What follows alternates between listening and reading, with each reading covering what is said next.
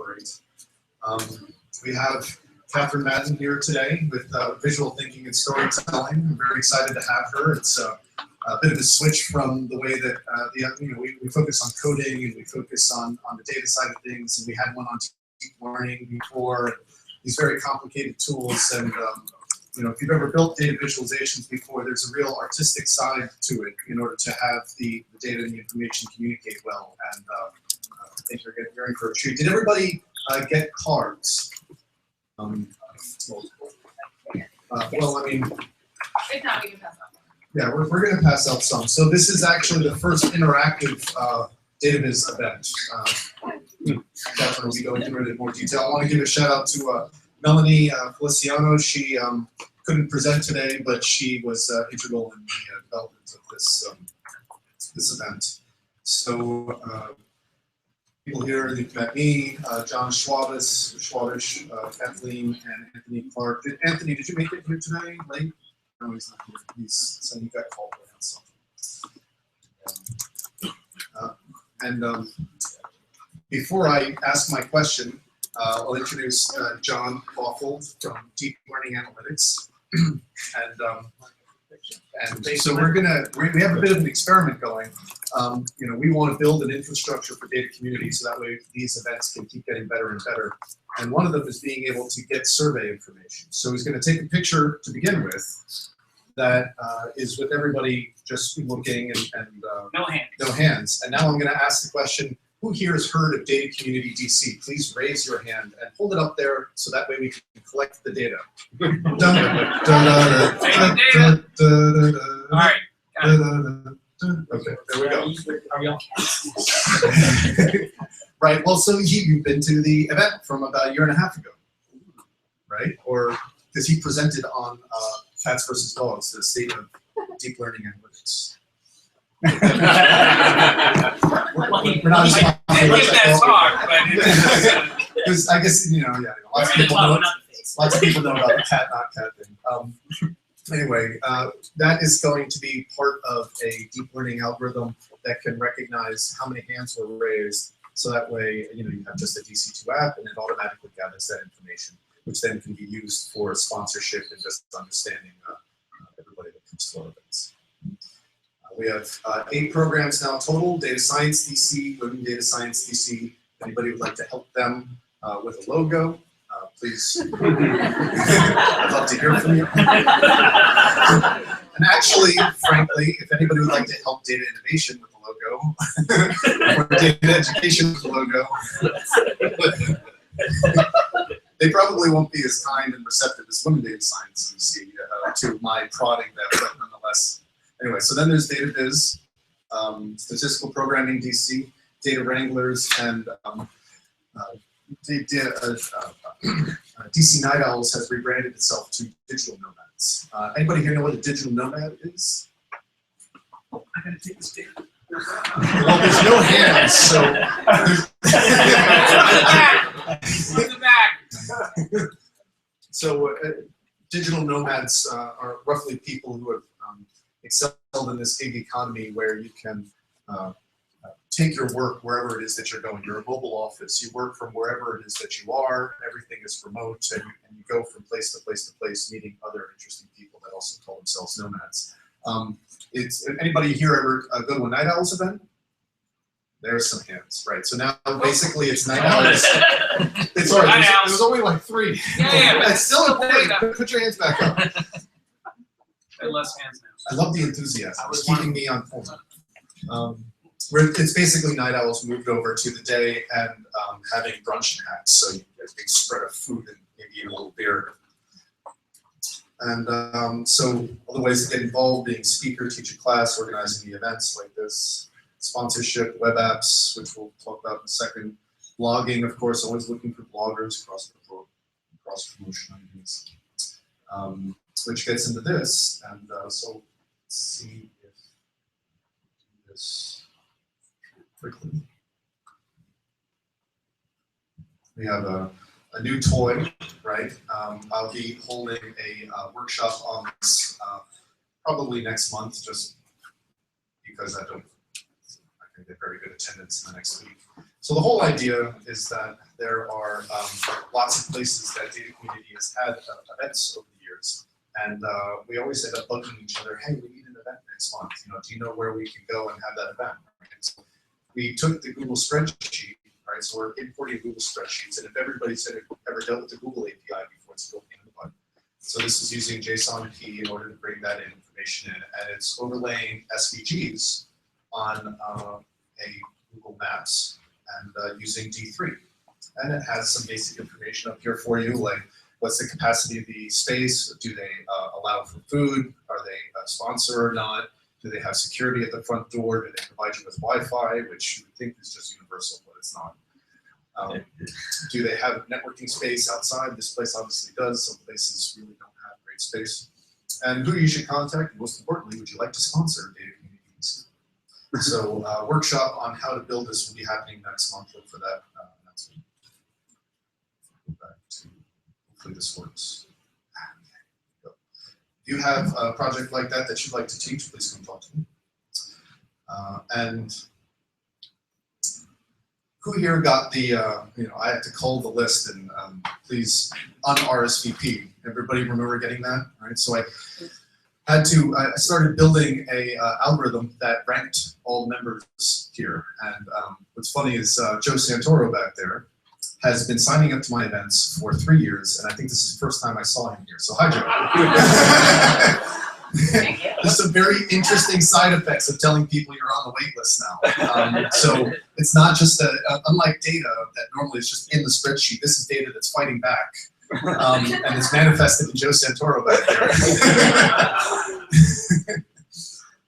But the idea is to recognize who is actually coming in and getting involved in the community. And if you want to be part of building that algorithm, it's part of the Data Lake API. You can go to the GitHub project, and we'll be holding those at the Digital Nomads events, working on those. We need speakers. We are working with the Inter-American Development Bank. I need speakers for a private event, specifically on optimizing travel time and cost, the whole traveling salesman problem. Everybody familiar with the traveling salesman problem? Yeah, it's like you've got a whole bunch of cities to go to. Should I go to this one first, or that one first, and then which one second? Turns out it's an NP. It's not NP hard, but it's an NP problem. Is it NP complete? So NP hard. It undergrabbed all of the pub crawl problems. Some of us still do.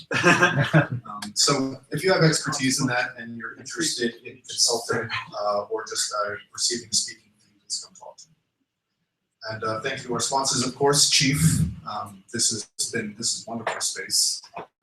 Glad to be here. Booz Allen, everybody here knows Booz Allen, right? I need to say they're the consulting company that wants to consult on everything that has to do with government. All your government belong to them. And there's statistics.com that's education, right? So we have a special relationship with them. They've been with us for a number of years. Some of their teachers have come from these events, so if you're interested in teaching, there might be something there for you. FI Consulting, we had our event there last week. They deal with financial risk management and consulting, and of course, deep learning analytics. John Caulfield, he's more than just a typical sponsor. He's also actively engaged in the community and just makes me laugh and feel comfortable. So I really appreciate having John around. And specifically on statistics, use the code DC2 to get 50% off.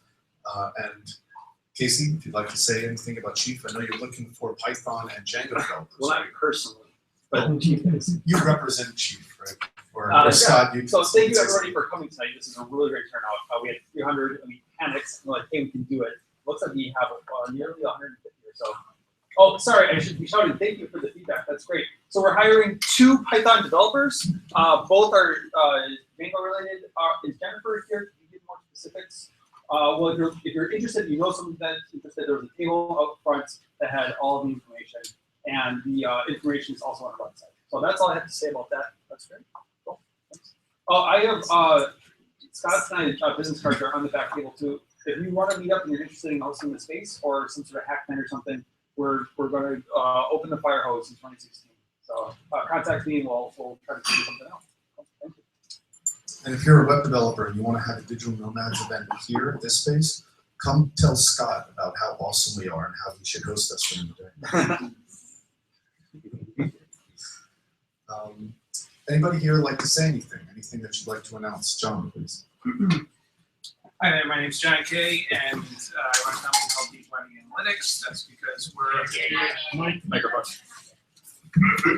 Hi there, my name is John Kay, and I run a company called Deep Learning Analytics. That's because we're an analytics company that does deep learning. And we have a team of 9, so we're growing to a team of 10, so we're hiring. Get in touch with me after the meetup.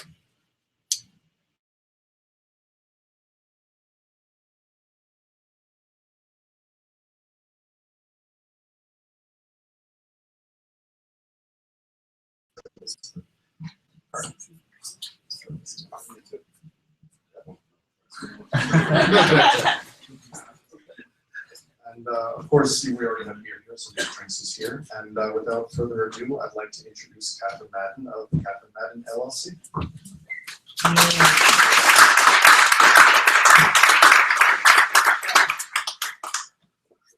Hello? Can you guys in the back hear me with the mic? No? Okay, okay. Oh, that's not sorry. Yes. Just a second. All right, this is the first time I've presented from an iPad. This is the iPad Pro, brand new. So if anything goes wrong, I have a backup, but we've tested this several times and I think it should be good.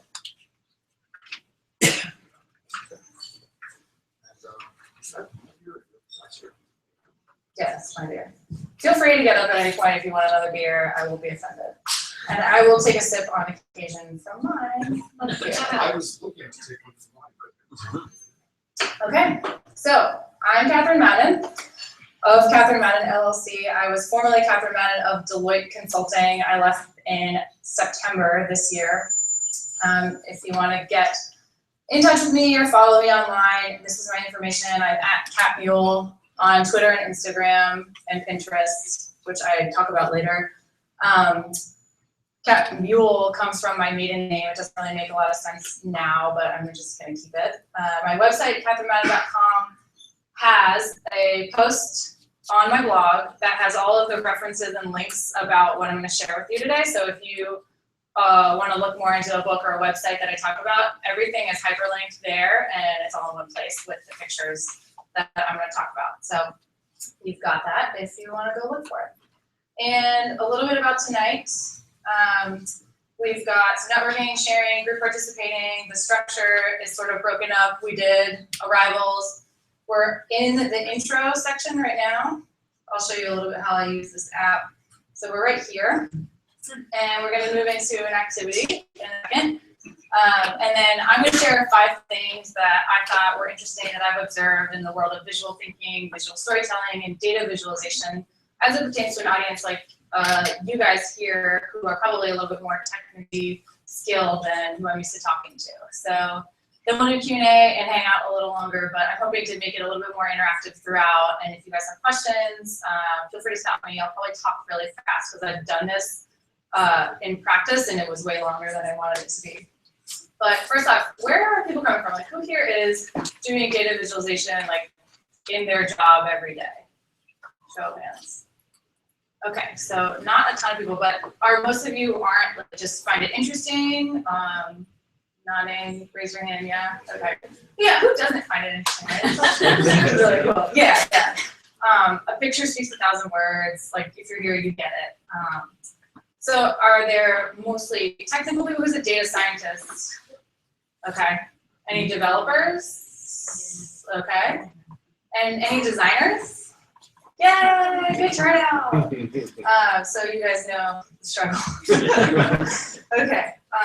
This is good. I think what I've put together will speak to a little bit to every one of the different roles. So some FAQ up front. I'm using app, the iPad Pro. This app is called Paper. It's made by a company called 53. Yes, this is my handwriting.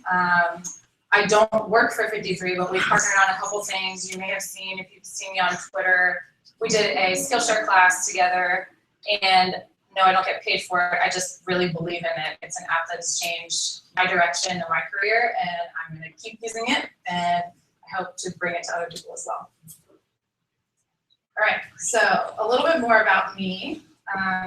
This is a visualization I came up with today because I was rambling on and on about where I came from and what I'm doing. But in a nutshell, I started working in 2007. I've been a graphic designer this whole time, but over the course of the years, I've been doing different types of design, starting at the advisory board and print, and moving into some communications, information design, a little bit of UI and UX. And at that point in my career, I was working at CACI and in the intelligence community, which is why I graded out, because I can't tell you anything I did.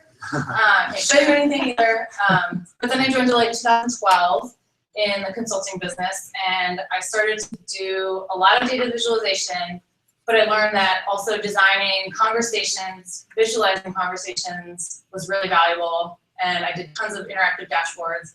And then I started to get into this concept of experiences, so not just a dashboard, but also the introduction of that into the workplace and facilitation of conversations and ideas with groups of people. And I learned that's really what I want to move forward and do, and it was sort of the impetus to leave Deloitte and start my own company. I really miss the team. I just thought, hi, Adia. One of my teammates just walked in. But we are really, that team that I was on is a really interesting group. We started as about 10 people called The Hive. And we created tons of different data visualization dashboards that were interactive, and worked with clients hand in hand using design thinking to get to the root of a problem and apply a research-based approach where we really understand the personas, the people that are using it at first, and then design something that really works for them. This was for a designer, that's just how you work, but for people in business, it was a new and groundbreaking process. But it's gone really well, and the team has grown. It's over 100 people now. It's its own line of business within Deloitte, and I'm just really happy to see what they're doing and continue to work with them in any ways. But what I'm hoping to do now, and I just learned about squad goals. It's a fun hashtag that I like to look at, but on puzzle.com they say it's an aspirational term for what you'd like your group of friends to be or accomplish. And that's sort of what I'm trying to accomplish here is for groups of people in business, getting them all to think and communicate in a visual language, which makes everybody on the same page and lets them communicate and get better ideas. So if you've got a leader, a business, someone from marketing, a designer, everybody's coming at it with their own framework, with their own opinions and their own visual language. But if everybody starts communicating with that visual language, then it becomes clear that you're not on the same page if you aren't. Or if someone has an idea and they draw it out, it becomes a lot easier to understand and get the collective group moving in the right direction. So I've designed a series of workshops, and I also have a class on Skillshare that I mentioned, trying to get people doing more of this. I really think it's changed my direction, and I think it can for companies and individuals alike. Okay, so we're gonna do, if you guys haven't already, okay, not attached to anything, I'm gonna pass out more of these markers and note cards. We've got a contest. And it's to just visualize through a simple drawing something using data that tells a story about yourself. There's going to be 2 prizes. Just throw them back here. One of which is a stylus that you can use to draw on a pen or a iPhone or iPad. It's called Pencil, made by 53. And then the second prize is this awesome book called 100 Diagrams That Changed the World. And it gives you a lot of ideas, and it gives you a lot of kind of armor if you want to show how just using a napkin drawing can influence policymakers and decision makers within businesses. But this story is a way that I try to draw out my evolution and where I am today. It's a Sankey diagram that starts with each one of these bars. It's the ages of my life. And I try to use color to illustrate the interests and the stuff that I was doing at that time, and how the composition of those has changed. And ultimately, it's gone from this is probably pretty normal. Most people as babies want to be learning and then become more independent, and then like middle school age, you want to become cool. Here, I focus in my life about being the best. I went to college on a track scholarship and was like super competitive in probably like a crazy way. But then when I got out of college, I was focused on being balanced and finding a way to do all the things I liked while maintaining a job and friends and like side projects. But now what I'm really focused on and excited about is being blended and having all those things come together where I work with people that I really enjoy, I create projects that I'm proud of, and I have a lot of fun while I'm doing it. So this is an example. You don't obviously have to do anything this detailed because it took me a little while. But the gist of our activity is to just draw a simple visualization that tells a story about you. And if you're stuck, we got this idea from Melanie, who John mentioned earlier. She does a workshop with entrepreneurs where she helps them tell their pitch and their story and get people excited about what they're selling. And part of it is by thinking about the who, what, where, when, why of their story. So if you're stuck, maybe think about, you know, who is involved at this point of your life, or the point of your life you want to draw something for, and maybe take one other of the W's. So it's going to be hard to visualize all 5 in one visual, but like who and when, or what and why, and maybe combine those individuals into a visual. Once you have the one that you like, and you can try multiple times or flip it over, snap a photo of the drawing and tweet the photo with this hashtag DVDC draw data before what time? Tomorrow. So I have to take my team, we're doing it tonight, okay. Before 8:15 p.m. And I posted DataVizDC everywhere, so I don't know which one is. Oh. Yeah, it doesn't Okay. really. If you can edit it, maybe we'll do this one instead. Yeah, watch this, it's amazing. Whoa, it's like a real thing. You're talking about the handle, not the hashtag. This is the hashtag to enter the drawing of drawing. I'd say just use DataVizDC. Okay, DataVizDC? DataVizDC. Sure. all right, data DC. That's your hashtag. And we'll announce the winners after the Q&A. But to get your creative juices flowing, I have a couple more just hand-drawn visual stories. This one is another version of a professional visualization for me, what I feel about my work. So I compared job satisfaction, what makes me really happy, with what I think is the biggest factor for me is creative freedom. And I decided that when I have way too much creative freedom, I don't feel as satisfied because it's kind of stifling when you don't have constraints. But if I don't have any creative freedom, I hate my life because I feel like no one's listening to me. I have really good ideas, but it's just going nowhere. So the key, I would say, is having trust, vision, and leadership, and this took me like 5 minutes to do. So I'm hoping you guys can come up with some. I've got some other ideas. Jessica Hague is like a blogger and an author. She's combined artist, writer, stupid question actor. That's who she is, according to her visual. Melanie created this version after taking my Skillshare class, and it's cool to see, like, I think with her Fibonacci sequence, it seems like she's been like both geographically and like through her endeavors has become like more expanded and broad reaching, and that's how she ended up with something like that. This one is awesome. So one of my Skillshare class students posted to the project gallery something that I found really compelling. He talks to his dad every day, and his dad has dementia, and he didn't know of a way to sort of like capture the struggles of those conversations. So every day he drew a new version of the scatter plot and documented where all of the different things that his dad talked about that day fell on the scatter plot. So one day his wife was most important and most easy to recall, and then the next day she might have been the most important, but like he doesn't know her name or he doesn't know who she is. So I just found that like a really new and compelling way to think about and personalize and use data to visualize something that is really hard and tough to deal with. Carl Richards is an author who writes for the New York Times, and he has a series of articles that are all about financial advice. but every single one starts with a napkin sketch. And he got the gig at the New York Times by sending them napkins in the mail, like saying like, hey, I have all these ideas, and it worked. So I'm pretty impressed by that. And then if you guys want to look into some other ideas, I have a whole Pinterest board of hand-drawn data that I think is like really clever and really fun.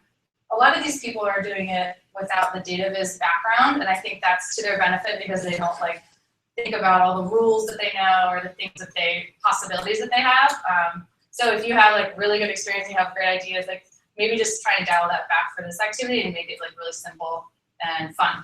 So I think like, a winner will be chosen by whatever makes Chief laugh. I don't know. You guys are in charge of that. My phone's on Do Not Disturb. I won't be listening. We'll figure something out later. Cool. Okay. Any questions on this? What was the hashtag again? I need to redraw this. DataVizDC.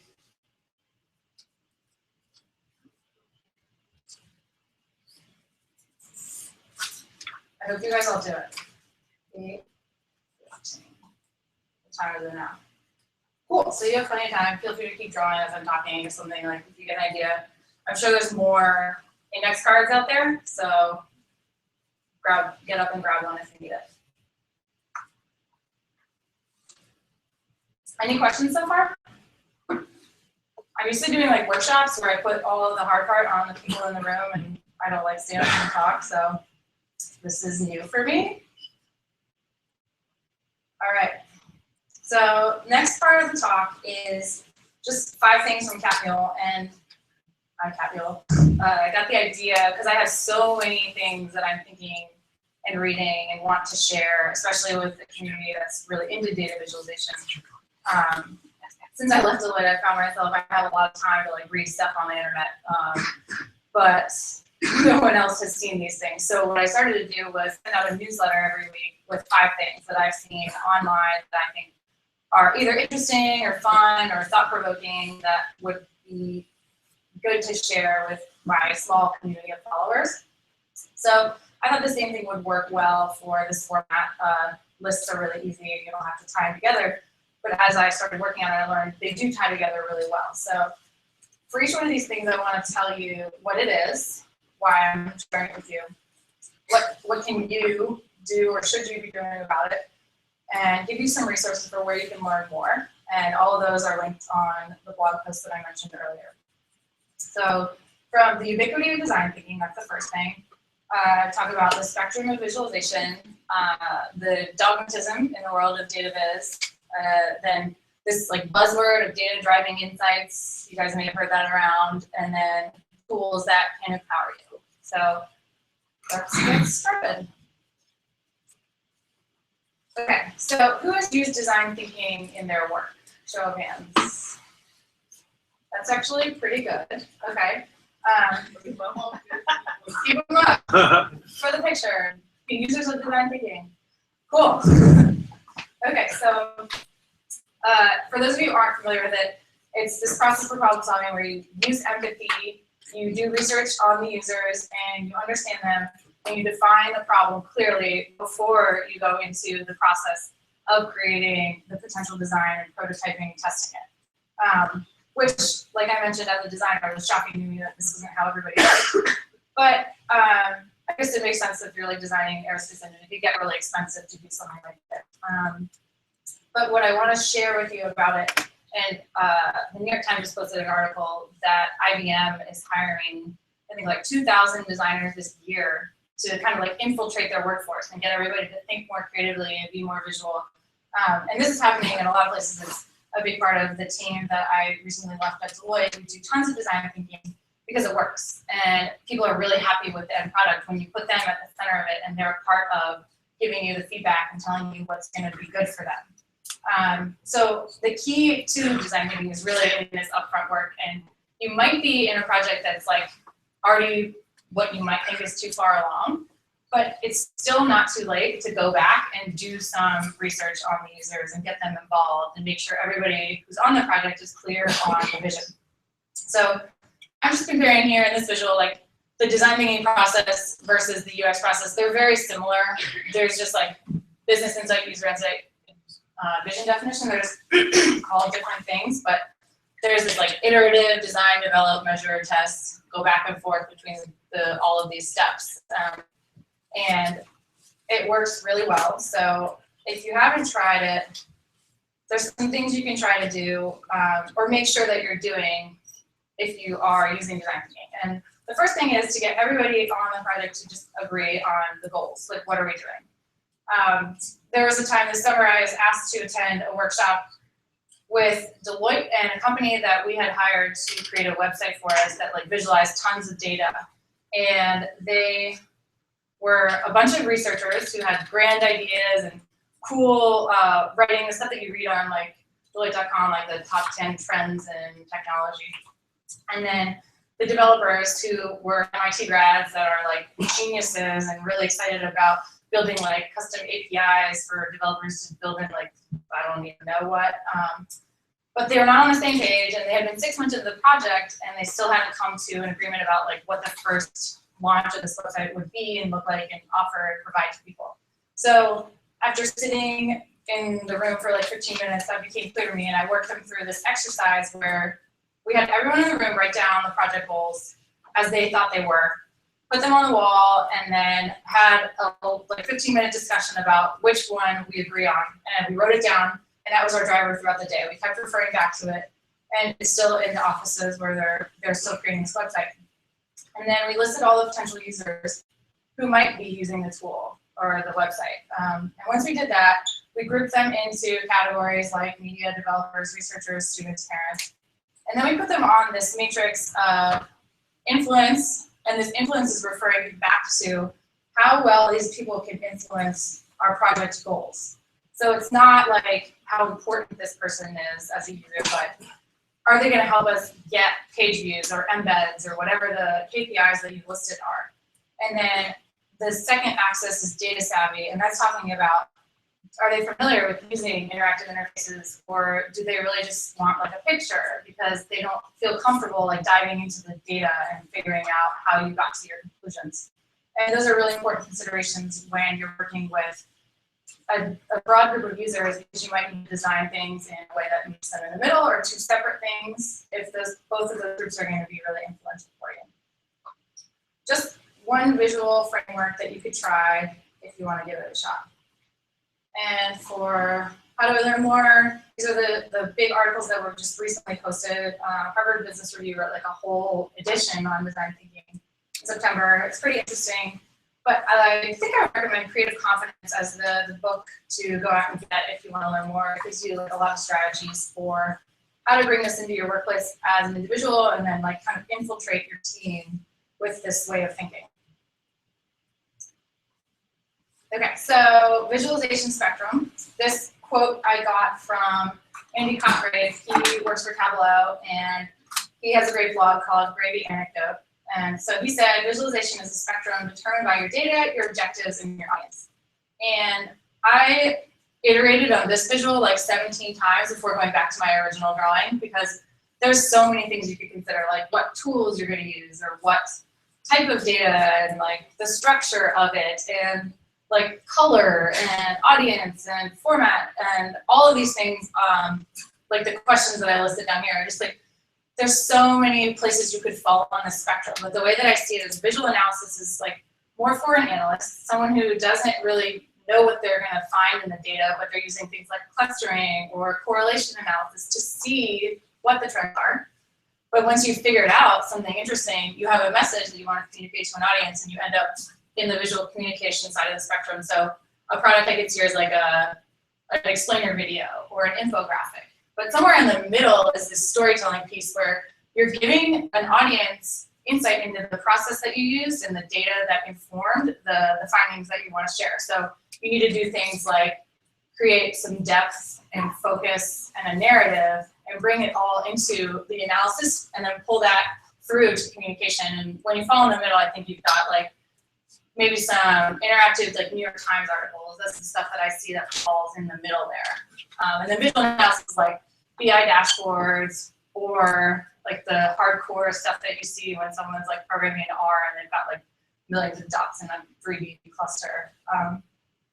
But some things that you can do here are to first know your audience, propose your audience to users to find out where you fall on the spectrum. Then map out the flow, like for those key users, what are the questions they want to answer, and what level of detail or what ways do they want to view that information. If they're talking about selling a certain product at Target and they want to know, how many jeans do we sell? You also want to know what time of year and what region of the United States. Probably selling a lot more jeans in Texas than Seattle. So those are things that you want to, levels of detail that you want to explore. But then when you tie that back to the data, the users, and the objectives, you'll understand what the right medium for that is. So this little drawing here is a hint to this article that A.B. Cotgrave wrote on why we visualize data. And this girl is playing around with the idea of wearable visualizations, which is pretty cool. The beads on her necklace are all sized by the amount of air pollution throughout a day. And this big red explosion one represents a day where there was, I think, a bonfire, and there was increased air pollution by a lot. And her audience, all they needed was something that was memorable and accessible. They didn't need the numbers behind it or the analysis. So this was a perfectly acceptable version of a data visualization for her audience. Similarly, this wouldn't be a DataViz talk if you didn't include the Plains March. But what this article says is you could also just say, look, a whole lot of people died and only 2 made it. It depends on the audience and how much detail they require. So one good webinar that I listened to that really helped me frame my head around how to tell better data stories was this webinar by Robert Kosara, which I went to again. And he gives us interesting framework for if it tells a story and has depth, you can get to a really effective visual data story. Okay, so this is DataViz dogmatism. And I think this is better explained through a video. I apologize if you guys have seen it before, but I love it, and hopefully don't mind watching it again. Who has seen the video? Okay, good. So you guys will have fun with it. Yes. Of course, charts and X. I have to rewind. And pretty much every time we run. We make a lot of charts and those. Does anyone hear from Box? Sorry. And of course, charts and X. Oh. And pretty much every time we run a chart with a while. Is it buffering? Axis and starts anywhere other than 0. Someone lines that email to complete. I'm gonna refresh. We might have to watch a commercial now.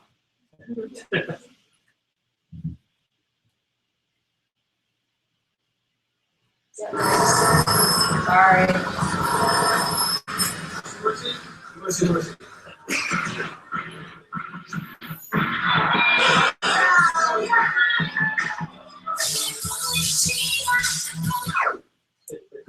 Yeah.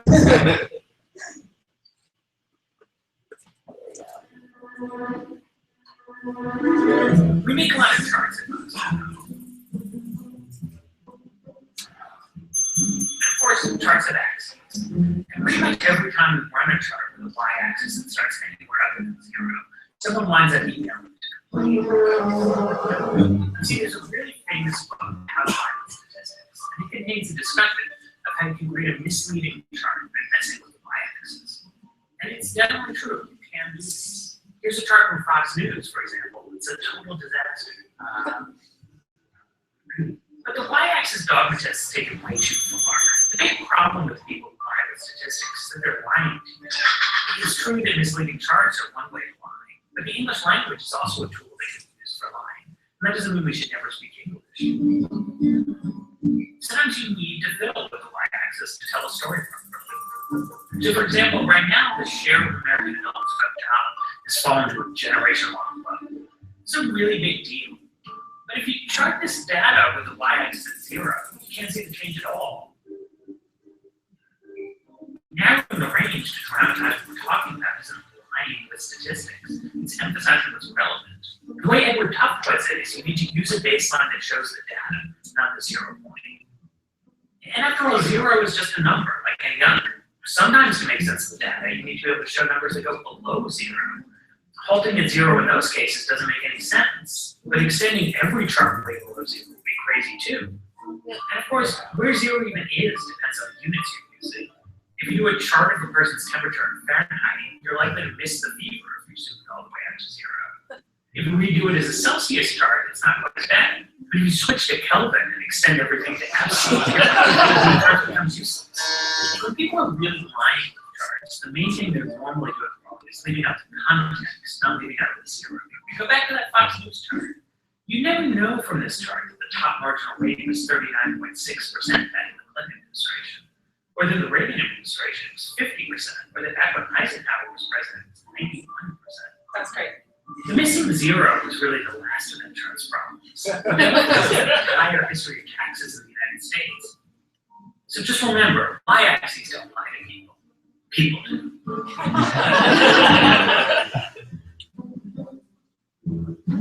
So I think they said it better than I could. This is an awesome video. I was so excited when I saw it. There's similar debates about things like pie charts. Lots of people hate them, and word clouds, a hot topic. So some of the dogmatists, as they're called on the interwebs that I've been reading about, they're like black and white, and they say you should never use pie chart, never use word cloud, or never break this 0 baseline rule. But there's more people now saying, you know what, sometimes it's okay, and you have to know when to make a decision. So a framework that was outlined from Andy Cochrane was to, you can't break the rules unless you know them. So first you have to study the rules and learn and follow them for the most part and understand why like a pie chart with 12 slices is really hard to interpret.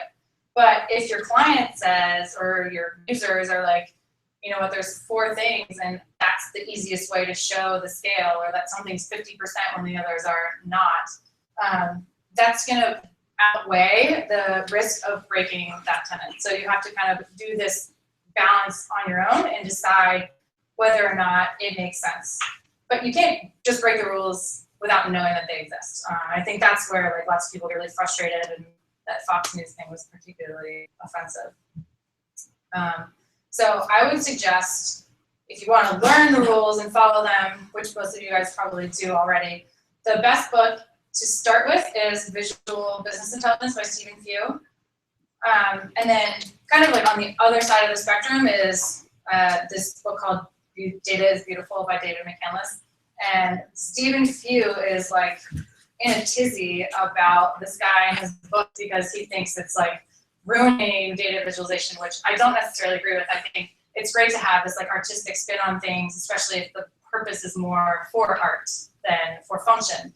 But in the world of BI, like it's really important to just follow the rules and help people who are making really big decisions about money and government to have the real facts in front of them that are easy to interpret. But if you do want to make those a little bit more artistic, this guy, Alberto Cairo, has a good book called The Functional Art, which brings you a little bit more into the creative realm, but keeps you grounded in the functionality of the thing. And then there's a couple of blog posts that helped me think through this, one by Ben Jones and the others by Stephen Few. If you have like 2 hours to spare and want to read through those comments, it's a hotly debated topic, and I'm not glad I spent the time doing it, but I did it. Not proud of it. Okay, so data driving insights, there's like companies like Deloitte, Google, McKinsey, a bunch of companies are using the word insight to say analytics, basically, and using data to help them discover things that weren't otherwise revealed within a company. But I think what you really need to do is define what it means to you and the audience that you're presenting information to. So if you're working somewhere and there's all these things that you know, and I use like the classic iceberg diagram that like, you see something, but there's more underneath the surface, and you know that you're in an ocean, and you know that the scale is a certain degree. All of those things are separate, but when you put them together in a visual, that can be really insightful. If like one company I worked with at Deloitte had never actually visualized any piece of their data, and they had an amazing data warehouse, but they had never put the things together. So when they saw that, it was like, oh my gosh, or putting things on a map for people who have geo stuff, like they get so excited. And there's actually really beneficial insights from just using descriptive visualizations. But a lot of times they already done that and you need to apply a new point of view. So this second drawing here, can't draw my finger anymore, is a new point of view. You're looking at the iceberg from the top down. You've sliced it across the middle so you can see what's in the middle. Or maybe you need to add more data to it to show other icebergs and what they look like in comparison. And that's kind of like an advanced insight that you can get when you've already gotten this part down.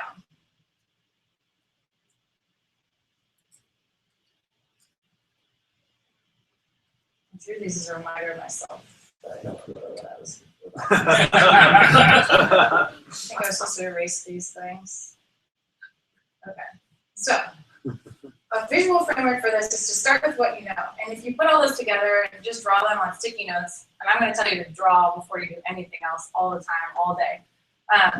If that's not that interesting and you need more to get insightful, then create a list of what you also want to know. And then start by testing a hypothesis and continue to draw. If you do add this thing and you visualize them on an axis, then maybe you will see an interesting correlation. And then decide, maybe this would be insightful. Now I'm going to spend the time to actually build out this dashboard and get the data that I need and invest the resources required to accomplish that. But until you've actually sketched it, you might have like wasted 2 days of your life trying to test this hypothesis in R, Python, or whatever you're using. So these are just some articles I read in getting familiar with like what my thoughts were on insights.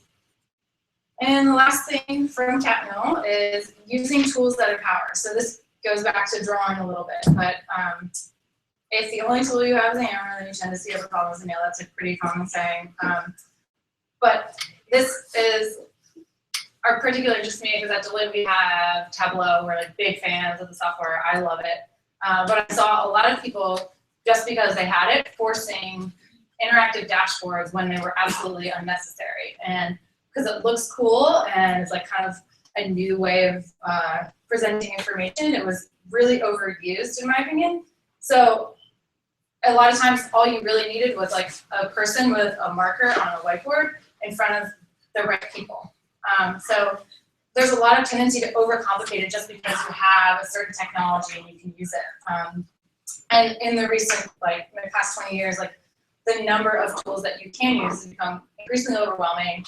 It's hard to make a decision about like, what are you going to get good at and what are you going to learn that makes you like a attractive hire for a company.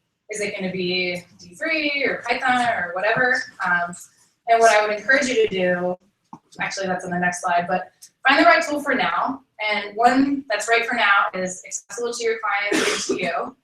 And then it gets the job done and you know it.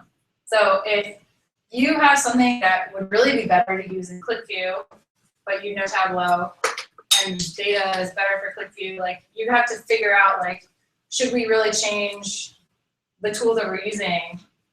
I mean, if there's like financial barriers, you can deal with that, but try to like use the most simple tool for the job and really focus on this like get the job done piece of it. And I think it's really valuable from what can I do about it is to learn the basics and the benefits and drawbacks of each different approach. So whether you're using open source or off the shelf, don't get very deep in all of that. That's impossible, but just know at a broad range like what each one is capable of and why you would choose one or the other, and get good at the thing that you need to do in the moment. But then find the stability and get really good at what's not going to change. And I think most of the things that aren't going to change are soft skills. They are drawing, which is the big thing that I'm here to do. Then facilitation, so getting groups of people to talk and work together, or speaking. If you're a data scientist and you have a team of people coming in, you need to get good at teaching and training people, or writing about it. Critiquing was something I didn't really know was really hard to do, but people would come with me with dashboards and work, and 30 seconds I'd have to tell them 5 things to do with it, and that takes a lot of practice to do without being really offensive.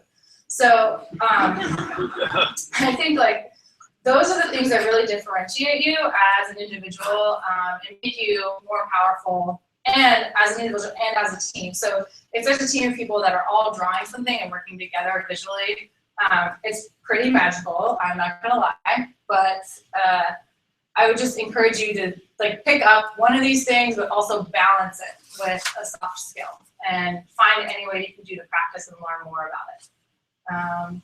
And I think that's it. Just there's a couple books, especially for drawing. Sonny Brown, Do the Revolution is the first one I would get if you're into it. My Skillshare class is called Visual Thinking, Drawing Data to Communicate Ideas. That's an okay resource as well. And then I really like Pinterest for learning about like what you can do, what different technologies can look like. So I have different buckets of Pinterest boards, one for topics. Like I was researching, hey, I want to like draw something or visualize something about the refugee crisis. And then I realized there's like hundreds of things out there that I could like use as inspiration. The danger in that is that you're like, well, everybody's already done it, so I'm not gonna do my own thing.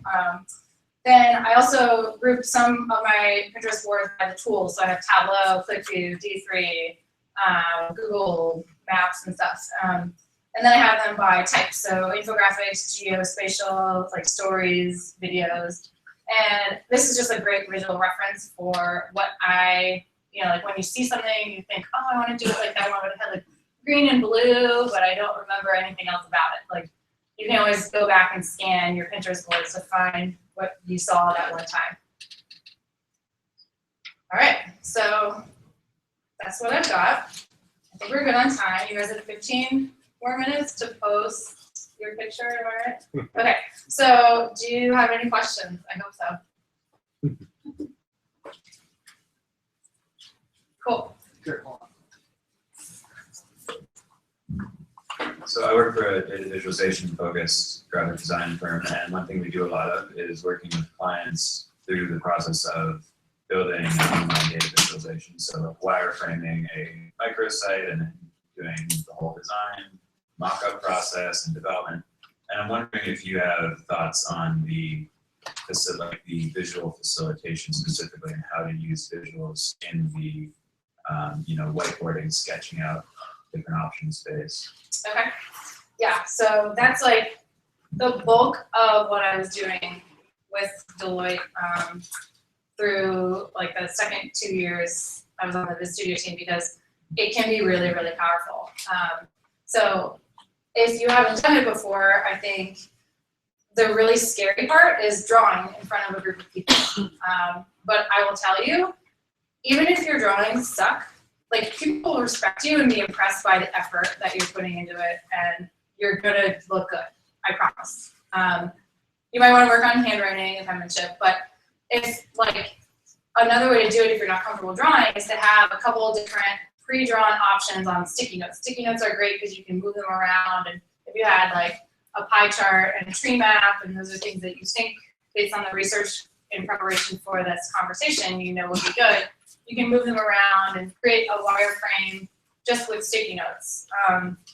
But then this app is actually fantastic.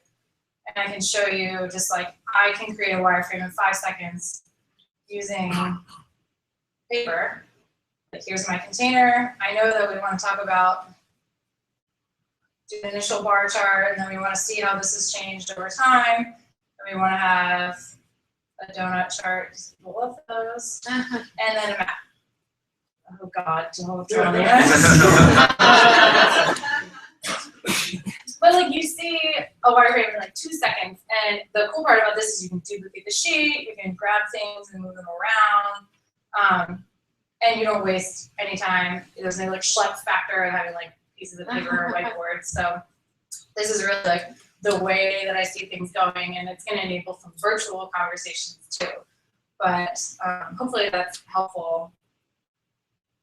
Cool. You mentioned that before that design thinking was not widely implemented in businesses. Can you talk a little bit about why you think that was not implemented? Like, what's the big obstacle in implementing design thinking? Well, I think now it is becoming pretty prevalent. We're talking earlier, like design's having a little bit of a moment because people are recognizing in an environment where there's such like, yeah, there's change and there's like so many of everything. You have to differentiate with design. So if it's like a product, like if you've read Daniel Pink's book, A Whole New Mind, he talks about like the toilet brushes. If you go to Target, there's like thousands of them. And how do you choose the one that you want? It's the one that like looks aesthetically pleasing. And it's not saying that design is just about aesthetics, but I think companies are really recognizing that it is important to factor in users and build around their needs. But I think in the past, it was just like too much of a financial demand for a company that's doing some big product that, like an aerospace engine, where if you make a change later on in the process, it's going to cost you millions of dollars. So I think they're just figuring out how to do like micro prototyping and make that an affordable way of working without like crushing the business and making some decisions that really bring them down, I guess. But I think it is. It's like becoming a big, it's like the new way that we work. Okay, thanks.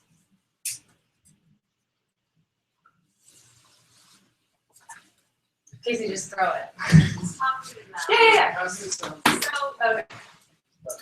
can you think of a situation that the visual thinking isn't applied to a product or a wireframe, but instead you are trying to represent a process, like something very soft, it's hard to visualize what you put in, like any sort of imaginable way to convey to your audience. Like say, I'm running an agile approach, I moved down these many stories and all that. So that's everything before a product actually comes live. How do you visualize those soft stuff? Patty's laughing. She's doing a lot of Agile and visual thinking too. So I would say like when I learned Agile, it was really enlightening because it was incredibly visual. And I think maybe it was a different way that I learned it, but we did all of our user stories on sticky notes, put them on the Scrum board, and we moved them from left to right, and we made progress. Like that is visual thinking. Like that is not virtual visual thinking. You have to be in the room and you have to see it, but you are making progress along board, and you can see if a certain user story is stuck in like the test move, and then you have to implement something to get it out of there. So I think that like Agile is visual, and there are tons of ways to like visualize processes and apply visual thinking, but maybe just where you are right now, it has just been like stuck in Jira or stuck in something that's like in a database where you might be better off. And I've talked to like a couple of different groups that are doing like big software implementations and big software projects. Like how do we just get like one to-do list that everybody can see and go and like either it's a website or on a wall. And I think that's just about like taking the initiative and figuring out like what visual medium is going to be effective for your team.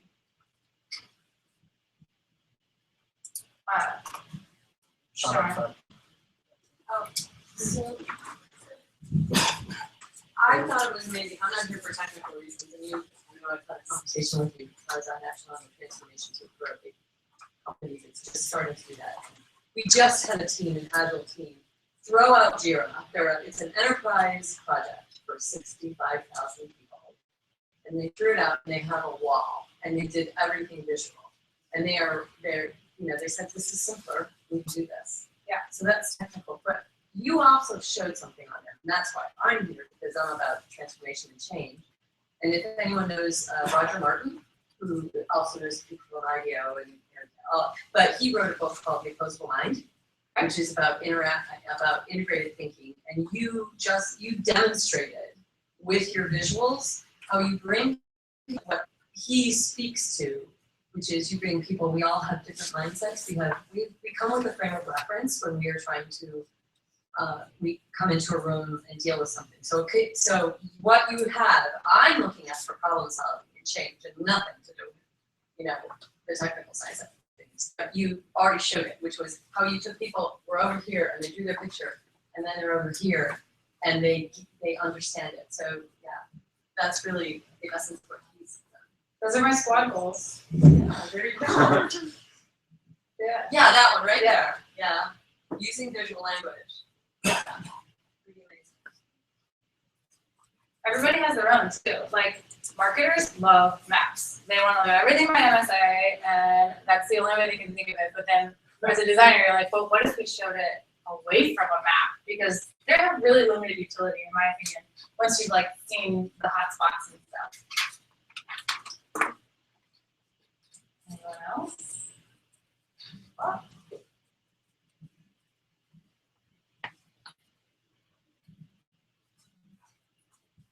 Can you talk a little bit more about visualizing conversations? Yeah. So there's this field called graphic facilitation. Have you guys seen that in action? Show of hands. Okay. I would, in one sentence, call it like super advanced whiteboarding. But the idea is, if there's a group of people in a room having a conversation, you can visualize it in a couple different ways. You can, first of all, you can design the conversation by creating like a visual framework. So if you had an agenda and then you wanted to do like risk planning, you would put a SWOT template on the wall and like strengths, weaknesses, opportunities, threats, and everybody would like contribute. You'd start in one square and someone would break down everything, and you would kind of capture all of the discussion visually in the room on the wall. And that is like a huge game changer for people who have been sitting in meetings and been like bored or not making any progress. And that's how I got into it. I was sitting in a conference room for the same week Monday. It was like Groundhog Day. We talk about the same thing, we never get done. So I stood up and I started like drawing like actions on the whiteboard and like things that we did last week that didn't get done. And once we did that, like the group started making more progress and like became really dependent on me drawing. And it became, then I learned, oh, there's like a whole group of people that do this. It became like a big part of what I like to do in my work. And then there's a more passive version of that where you're not actually like engaging with people, but you're drawing what they're saying. And it's more like graphic recording.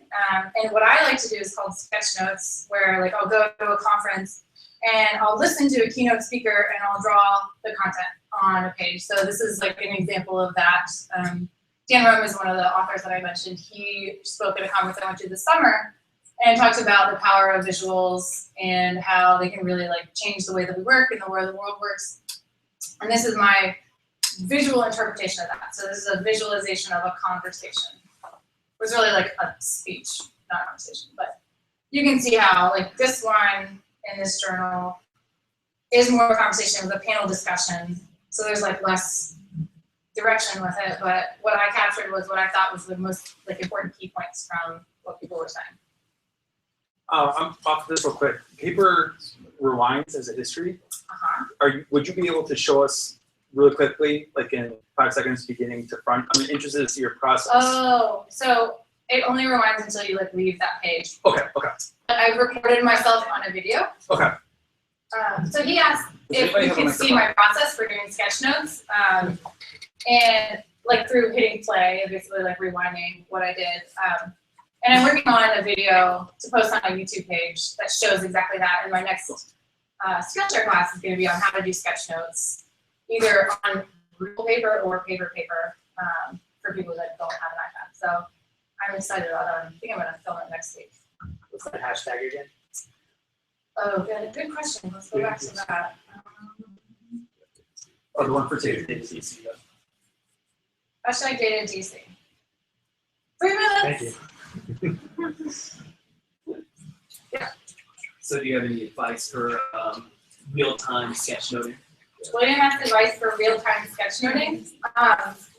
So I would say you're not going to be able to capture everything. So like turn off the side of you that is used to sitting at a computer and just like zoning out and typing everything that someone is saying, and turn on like a really critical and like active listening part of your brain. And it takes practice.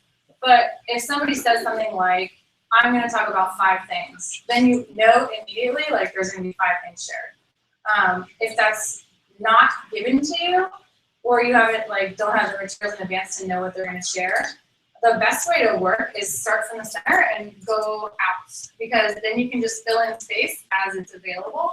And if you run out, then you can get smaller and go in between spaces. Do you have something to do? Well, yeah, related to that, like I do a lot of mind mapping. Is there Yeah. like sort of like guidelines besides that? I mean, that's a great one. yeah. Yeah. Is there anything else? So for mind mapping, I mean, it's similar.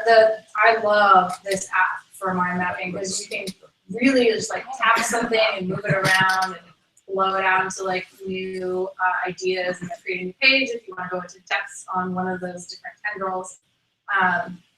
But yeah, I mean, it's like, I think just one of my like secrets, and I was going to share this, but it got cut, is that like, there's no like lightning in a bottle. You just have to make a lot of bottles. Like, it's just a lot of work and a lot of iterating.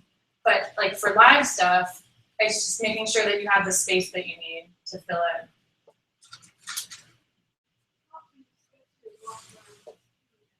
How can I catch my boss while he's screaming at me? I don't think I've ever been screamed at, luckily. But that might be a challenge. I will say that, like, I've been the girl who's doodling all the time, but then I've started, like, seeing other people start doodling while I'm talking, and I kind of get pissed when I see they're doodling something that's, like, unrelated. So I wouldn't do that. I wouldn't just, like, someone was drawing a picture of me as I was talking to them, and I'm like, are you listening to me? Also, like, I look really ugly in that. So I would definitely like make sure that it's relevant and go from there. So do we want to try to pull up the examples on Twitter? Ooh, let's do it. I've got Twitter on my iPad. So you just have to like, search the hashtag, right? Right. There should be a bunch on there. Who's that? El Chapo is trying to hashtag.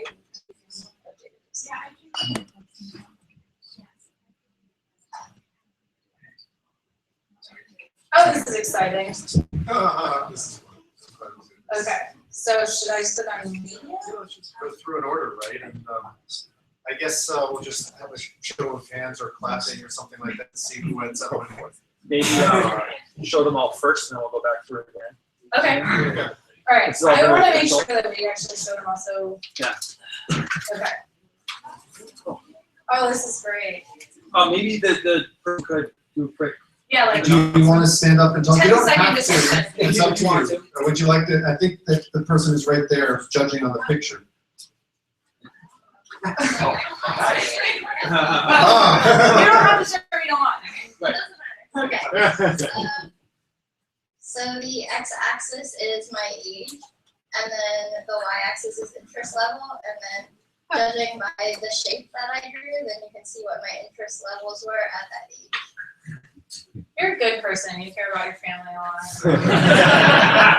lot. So she's got gymnastics, photography, schoolwork, boys, family. Good student too. And at Like the some same of the time, gymnastics is upside down people. maybe at the same time, you can like or retweet, and somehow that will go into the calibration for winners or something. This is on you guys. For I don't know.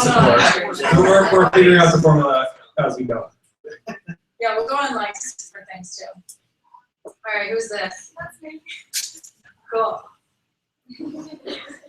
So I think we've learned here that I need color in my life, and I'm not very good at drawing. So this is my happiness and fulfillment. That's what the y-axis, X is time, high school, college, career, married and married with kids, but there's way too much to put on there.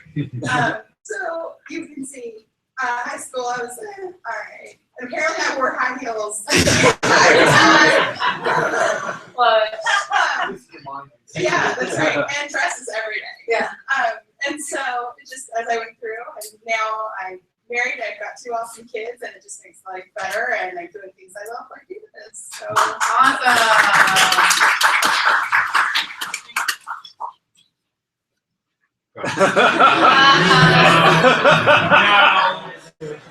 Explain That's yourself. fine.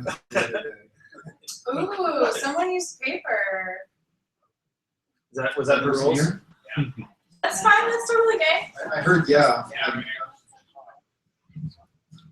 For iPhone? Did you do it on your iPhone? I did. Nice. So you need that stylus. Yeah, I apologize. I'm an illustrator, so I was drawing while you're talking, so I heard half of it. I was just like, I think this is what I'm supposed to do. So I was thinking the Yogi Berra quote.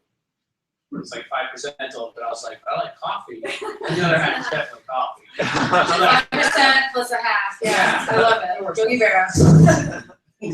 I love this. Is it about the half empty, right? Is that engineer says the cup is twice as big as it needs to be?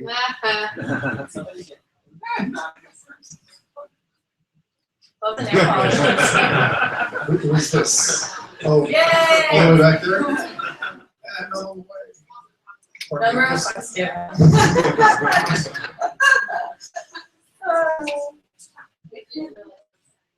This.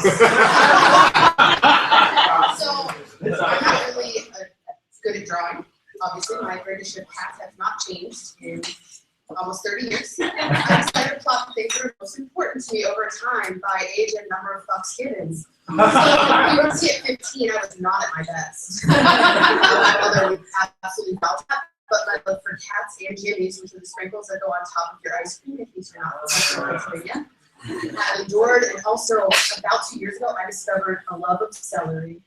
Wow. That's it. So like, you think you're not a good drawer, but like, this is very compelling and it tells a great story and it's easy to I cheat read with color. and understand. Like, great job.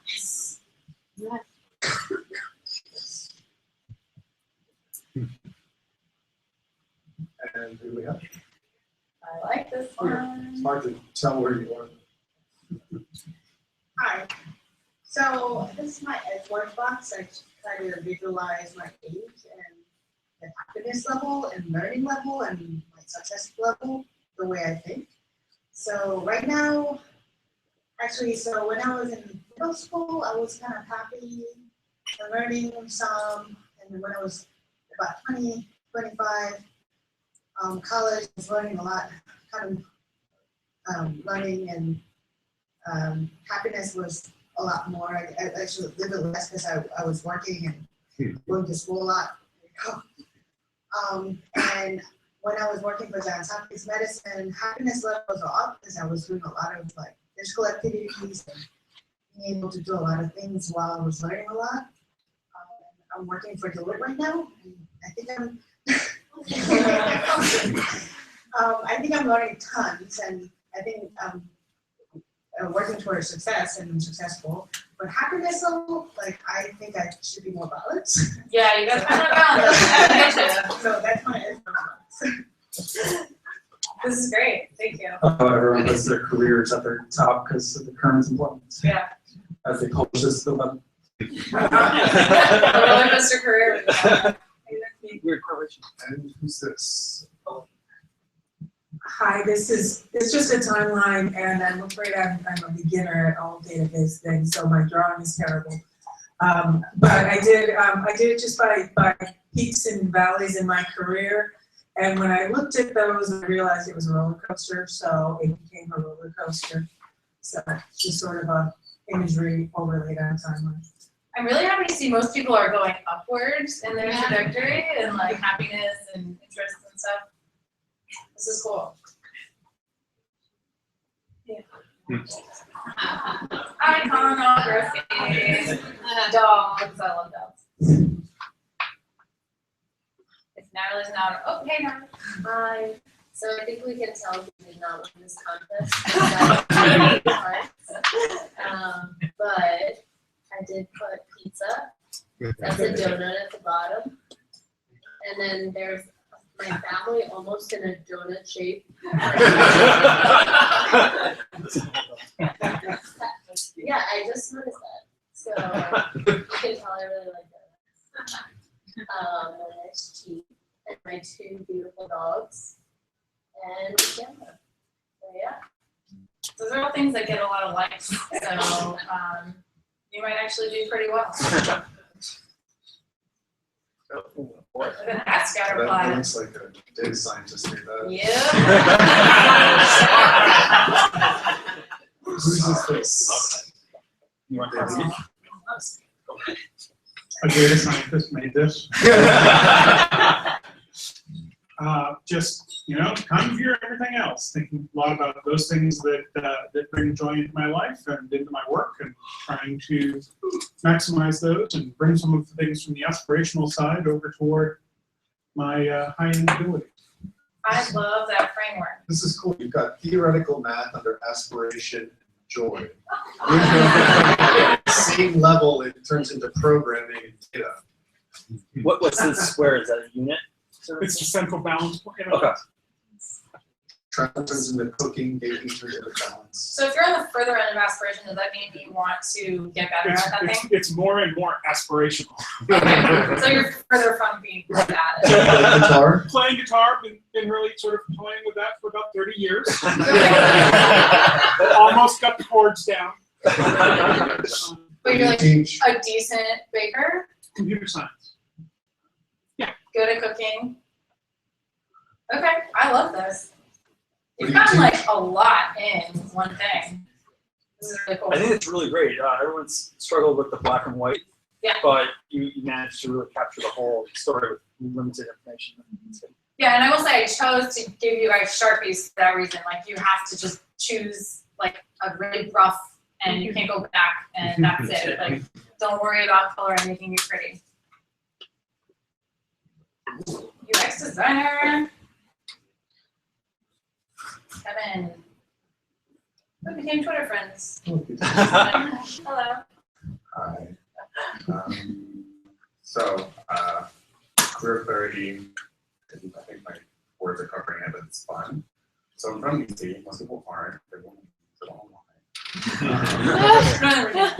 So I stayed here, graduated early, graduated high school and college early. Then decided that the city has a problem with nonprofits running the world and not having people who want to stay there and do good things.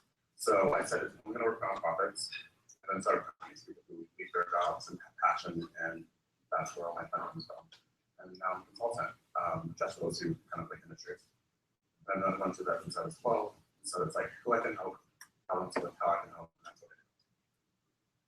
You're lucky. You know what you wanted to do since you were 12. That's awesome. Okay. Those are all the ones that I have. Did I miss any? Yes. Oh my goodness.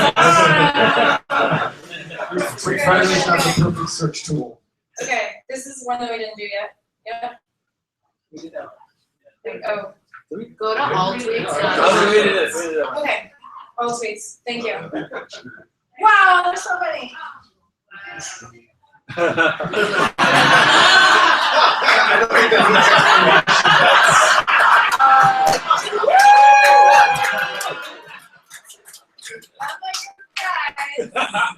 Do you want to own it? Yeah, but All right. Very clever. I decided to look a little smaller scale at one little bit of my life, and that is what beverage I most want of the day. Genius. So, Genius. very straightforward. And this is a great example of how less is more. And for stating the obvious, there's a graphical. Like, Yeah. peeking. It may or may not have been an afterthought. Okay. Yes. Yeah. Yeah, I usually need a lot of water on Sunday. Maybe tomorrow too. Someone has been all over the world. Hi, my name is Bettina. I can tell you my story. I was born in Saudi Arabia, but my father is Lebanese, and we were living in Tripoli. Unfortunately, Tripoli is near Syria, and Lebanon is a very beautiful place.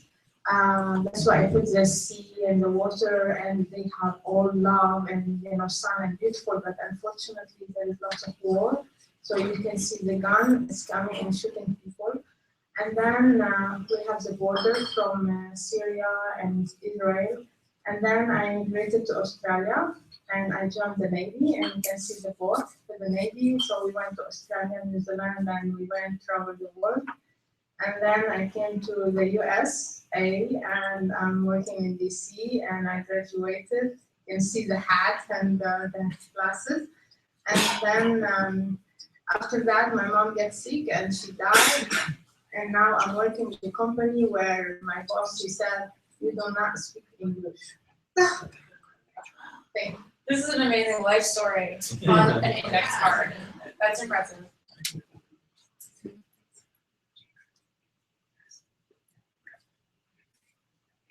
That's mine. Cool. This one, you're up Okay. front. 1E, 10, 20.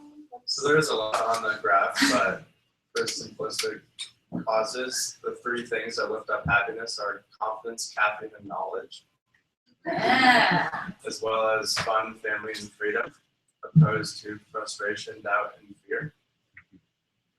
I like your alliteration. Fun, family, freedom. Yeah. It's good. What's this? So that's lifting up happiness, I guess. Cool. Showing kind of a negative area. And then you can see the graph or kind of my size for each age. Yeah.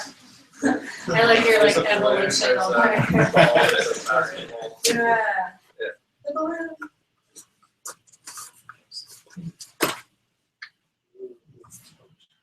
Okay. This might be. That's silence. Yeah. Do this. No, like how yeah, multi-touch. How many fingers? Two. All. Just two.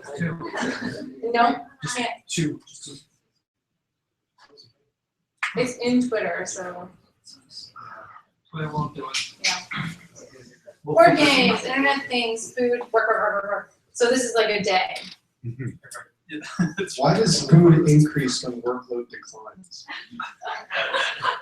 Also, board games? Like a lot of board games. Anyone wanting up? Sorry. Oh, yeah. Yeah, you can see the lunch hour, work decreases, food, internet things increase, and then by the end of the day, most of my brain probably is devoted to board games. And then I don't know what I dream about, so those are questions. Do you have like settlers of Catan? Like what is this? Board Yeah, games? sometimes, usually like more complicated ones. That was like the most complicated board game I know about. I love it. Yeah, totally. Over the years and miles. Is this a love story? Yeah. Oh.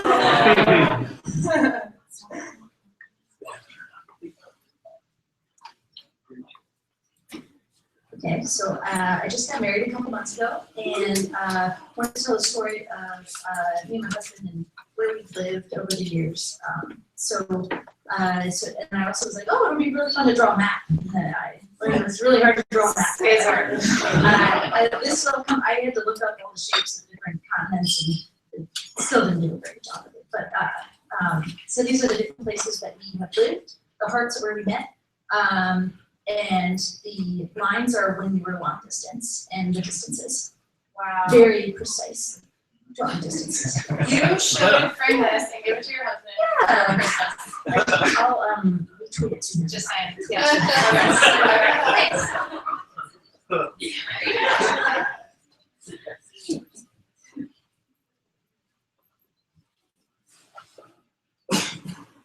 By the way, if you guys have to go, that's fine. This is fun for me, but It'll just go into the ranking for the next event. Anybody want this in the week? leave it to like the Oh, data sorry. science community to rank their people.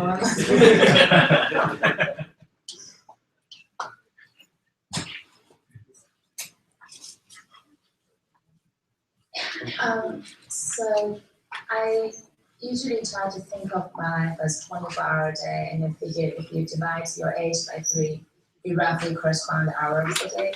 So from midnight till 5, you're sleeping, you're trying to get up between 5 to 6, and that's usually between 15 years to 18 years old when you're in high school.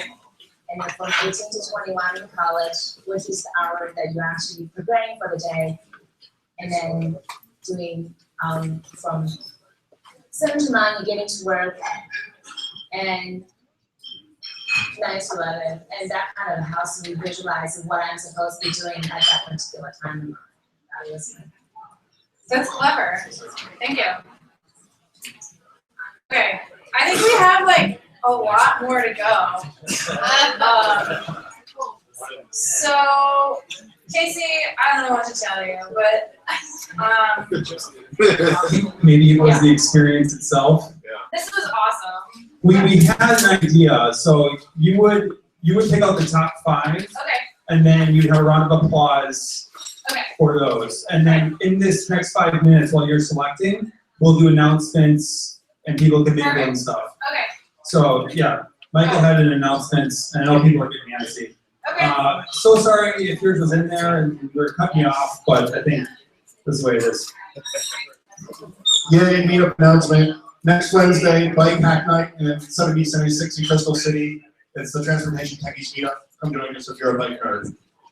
That's up.com. Any other announcements for meetups or job openings? Are anybody looking for work? We placed over this at the beginning. Sean, I don't know where you went. You want to jump in? You're up there. Oh, sorry. 1 second.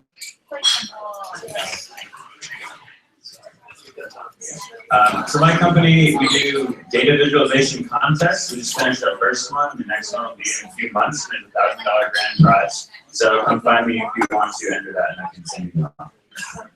Anybody else? Hi, I don't know the dates yet, but if anybody's a character animator or like 3D stuff for films at SIGGRAPH group, I'm going to be presenting in January about how to make characters, 3D characters. That's SIGGRAPH. Julie, hi, I'm Greg Jones. I'm the CTO of a local consulting company, Timer Solutions, and we're hiring data people, visualization people, and beyond. What was the number? Timer Solutions. And maybe if you could post that in the comments. Anybody else for announcements? Karaoke? Jokes? Nothing.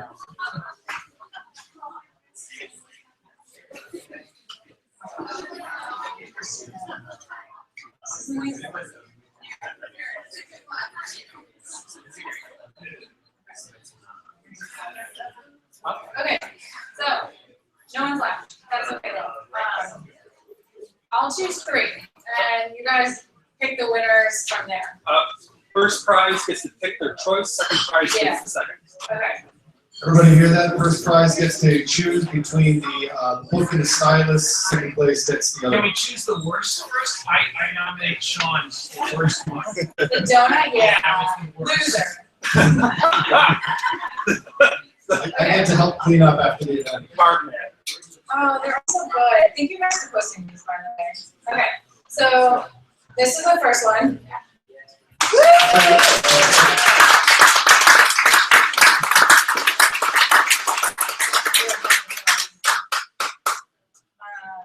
I'll let you interpret the second one before you applaud, because we didn't go through it. Okay, if you like this one, clap. Don't clap. Clap.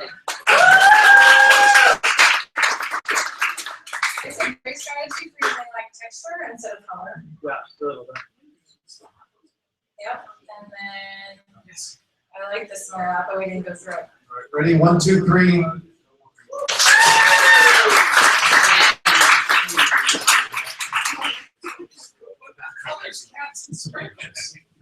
Oh, they're also good. No, Sorry. So, Okay. Drinks. Drinks. You win. First Yeah. prize. You like a stylus or a book? I like a book. Okay. Another round of Congratulations.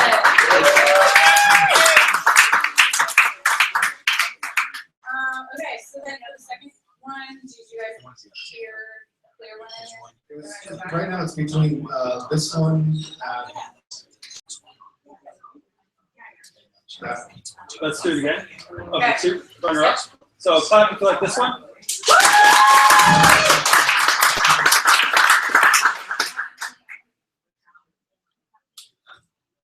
And if you like this one.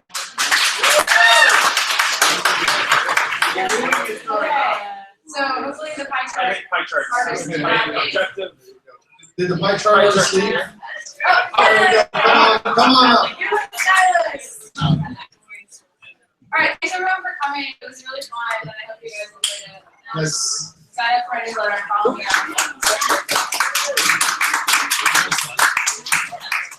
So, quick question. Please. Pleasure to meet you guys.